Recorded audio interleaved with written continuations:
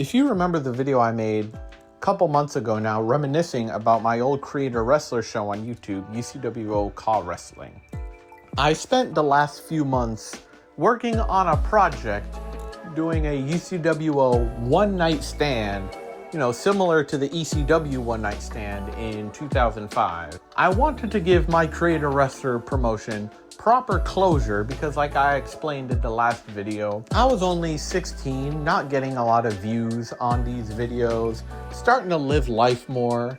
So I just kind of dropped the whole creator wrestler show. And create a wrestler has definitely been a constant throughout my life.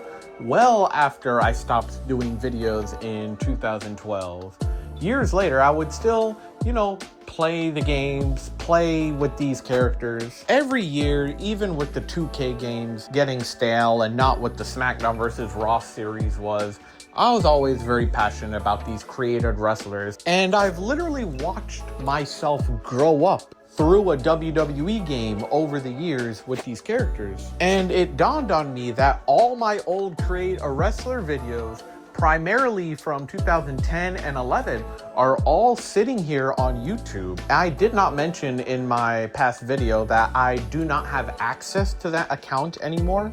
I do not remember the password, nor remember the password to the email. So that's kind of a shame. But regardless, I'm just very thankful that the footage is still there. Of course, I don't have files on my computer from nearly 15 years ago, so I've spent a lot of time just ripping the videos off YouTube through a converter.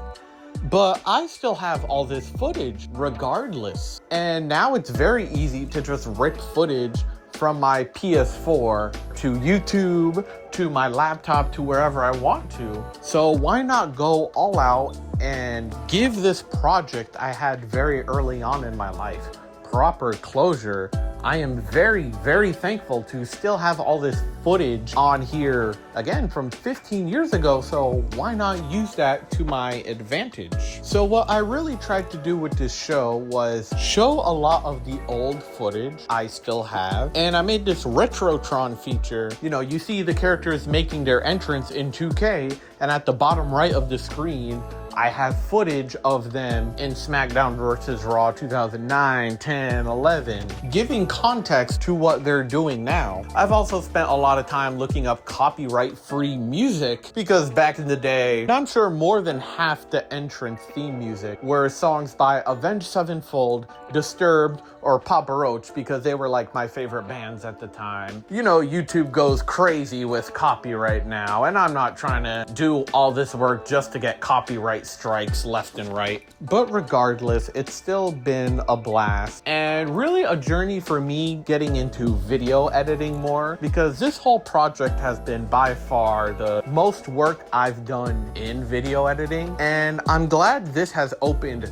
that door to me, because I was getting into video editing all those years ago in 2010 and 11, and as I dropped the UCWO, I just stopped editing videos. I would do it here and there, but never to the same extent I was doing then. And now, since I've started working on this project, I've made a lot of videos. Even one promo video I made for our main event match, I uploaded to TikTok and got way more views and reception than I ever could have expected. You see, it's at 20K views now, which is, viral for my standards. I never get that kind of reaction on videos because so much throughout this video editing process, I'm just thinking in the back of my head, why am I spending all this time doing this? Nobody knows these characters. Why am I editing relentlessly for myself? But then again, that's what art is. Art is selfish. Art is taking the vision you have in your head and painting it out for everybody to see. Even my girlfriend was very supportive of this. I told her the same thoughts I had in the back of my head, and she told me not to listen to those voices and just found it awesome I was doing this project. So that definitely made me more confident about all of this. As you see, I even included her being in the corner of the tag team match for the main event. The day I bought WWE 2K24, and this was before I was thinking about doing these videos, she made herself a character and she spent like over an hour on it, going all the way in, way more than I ever expected.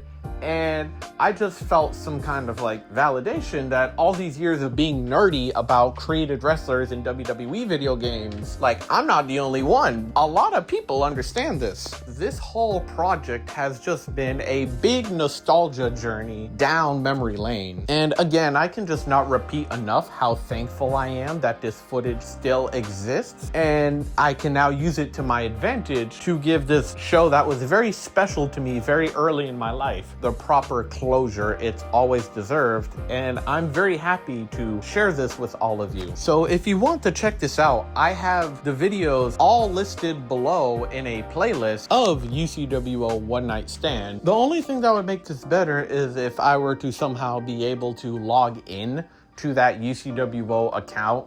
But I've done everything I can, guessed every password, every caps lock, try to get into the email, guess every password, and it's just not meant to be. But I'm not gonna let that one thing stop me from this project, because I've had a blast doing this, and if nothing else, even if all these videos get no views and no reception, much like my UCWO videos did back in the day, at least I know that like 5, 10, 15 years from now, I can go watch this final show and be proud of this create a wrestler thing that has followed me throughout my whole life.